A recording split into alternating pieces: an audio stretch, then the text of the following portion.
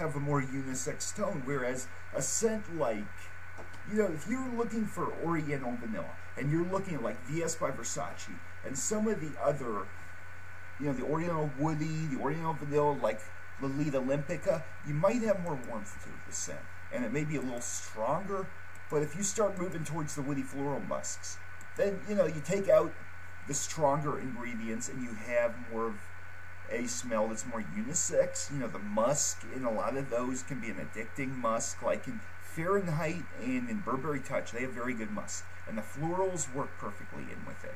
And so they both end up doing quite a good job, and they deliver quite well. Now, at the same time, we get into different scent families, and then we start moving towards the aromatic. We go back to the aromatic side, because now, like, we're doing, the aromatic is one element in a lot of fragrances where you have more transparent ingredients. But, like that freshness can also be combined with the fougere, where you use some green and a medley of some woods and spice and green and fruit, and then you end up with a very fresh smell.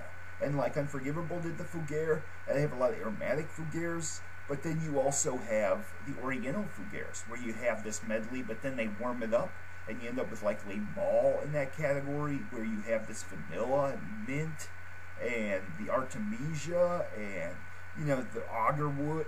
I don't mean agarwood, I mean wormwood. The absinthe ingredients in there, and it makes a fougere. It's it gives this kind of medley smell where you mix things together, whereas you get something like Amen, and it doesn't smell as much like a fougere. It's more of an Oriental vanilla, or Oriental chocolate, or Oriental woodsy, because you smell all those ingredients in there. You smell a little bit of patchouli, but then you smell this chocolate and coffee, and so it gives this kind of gourmandish feel. And basically, that's a category that's been sporadically making sense, and the Oriental vanilla is actually a category that's very rare. And there's only like a handful of men's scents in that category, but the ones they have, like Lolita Olympica, are a real steal.